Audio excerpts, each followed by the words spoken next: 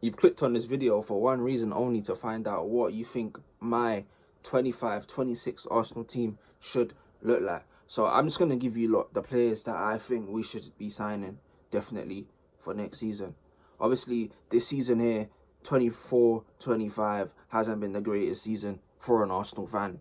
You know what I'm saying? The last 3 years we've been challenging for a title, but we fell short again this year. And this year, would you really even call it a title race? We was never top once. Not once was we top of the table. Even when they done the alphabetical order at the start of the season, we wasn't top. AFC Bournemouth was top. We wasn't top once this whole season. And I think there's many factors to why we haven't won the league this season. Everyone thought if City had a drop-off, Arsenal would be the team to win the league. And I think there's many reasons. Obviously, if you speak to an Arsenal fan, they'll say we just need a striker and everything's good. But there's many reasons else why we didn't win the league. So yeah, let's get into that. So if we speak about the summer signings, obviously we signed Mikel Merino, Calafiori, and loan Raheem Sterling and loan Norbert Neto. The first one I really want to speak about is the Mikel Merino signing. Since we let Granit Xhaka go in that 8-point season where it all came crashing, tumbling down, don't remind me of that season, crazy. But we bottled an 8-point lead. But Xhaka that season in that left centre mid role was really good, like defensively and offensively. He was really good, and we failed to replace him. Like, I know we signed Declan Rice, but to me, I think Declan Rice's best position is a 6. Him alone in the 6 is the best position. I didn't really rate the Mikel Merino signing, and obviously I wanted to give it a chance. And obviously as the season went on, I just don't think he's the replacement. I still think we need a left central midfielder that can do the up and down role quite well. I just don't think Merino is that. Obviously now there's the injury crisis, like to Havertz and Jesus, and he's played up there now. But I think in midfield we still need an upgrade in that position. I want to see Rice as the 6, and then we actually sign a player for that role. Odegaard is going to stay on that right side, so we need that left side sorted out. So the player I would sign would be Bruno Guimaraes, you know what I'm saying, from Newcastle. I think we're actually linked with him as well, but he's a player that I think would absolutely suit that role to a T, you know what I'm saying, because you can have Rice that sits and you can kind of just go up and down, and his passing range is pretty good as well. So I think Bruno G for that left centre mid role is very vital if we want to kick on really from where we are right now. So in all honesty, guys, the first one I said was Bruno Guimaraes for the midfield.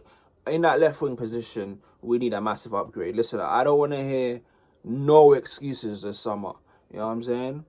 No excuses. This is the season now where all goes down. If you don't deliver this season, I'm not trying to hear no more excuses. We're at that point now. So I think personally we should go get Nico Williams for that left wing position. Obviously, Barcelona want him, so I'm not sure how that is. And obviously, he's good friends with Lamine Yamal. So if Barcelona are interested, I don't think we will get him. But the reports are saying that we want him. The reports are saying that we're leading the race. Obviously, at this point, yeah, the window ain't even open. So it's easy to say we're leading the race, you know what I'm saying? But I hope we bring him in. And then for that striker role, this is the one that has the most debates in the fan base right now. Like, who is going to be the attacker? Like, a lot of our fans really want Isaac. A lot of our fans want Sesko. A lot of our fans want Gyökeres. And even there's an outside chance of Osimhen. But for me, the one I want and the one I think is the most realistic to get as well is Victor Gyökeres. Guy has a release clause as well. You tap that release clause, you get the guy, you get the player. He's the one recently, the reports are saying that secret meetings and stuff like that. He's the one I want to bring to Arsenal. You know what I'm saying? Obviously, if we can get Isaac, that will be fantastic. But I'm very realistic as well. I don't think we're going to get Alexander Isaac. You know what I'm saying? I don't see us dashing out 120 or 125, 130. And even if we do, I don't think Newcastle will sell. Because I do think Newcastle will make Champions League football for next season, which means I don't think Isaac's going anywhere. You know what I'm saying? So I don't want to hear no excuses of, oh, we tried. I also don't want a Benjamin Sesko for this reason only. This is the season we need to deliver. If we was going for top 4, I would have said, yeah, go and sign a Benjamin Sesko. He'll get you top 4, and then maybe we'll push on. This is the season. I'm not trying to hear no excuses at all. I'm not trying to hear no excuses for next season. So go get that Victor Gyökeres. Go sign a Bruno Guimaraes, yeah? Go sign and players. Go sign a Nico Williams as well. If Nico Williams doesn't work out, go get yourself a Cunha. You know what I'm saying? There's options out there. So I'm not trying to hear no excuses. It's time to deliver. And then we got Sterling on loan, guys. And I was just like, at that point, I was just like, yo, You go 2 points off a title, and you go sign Calafiori, Marino, and Sterling on loan. The second signing I want to talk about is Ricardo Calafiori.